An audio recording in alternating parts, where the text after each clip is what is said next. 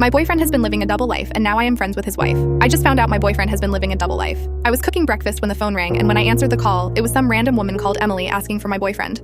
I asked her who she was, and she said Dan's wife. I paused, thinking I had misunderstood, so I followed up with, "Sorry, I must have misheard you. Did you just say Dan's wife?" And she laughed and said yes. "And who are you?" I tried to gather my thoughts. I said, "I'm Dan's girlfriend." "Dan's girlfriend? As in Dan Thompson?" "Yes," I said slowly. The phone went silent, and I heard a long sign before the line cut out. I put the phone down, my thoughts scrambling for reason.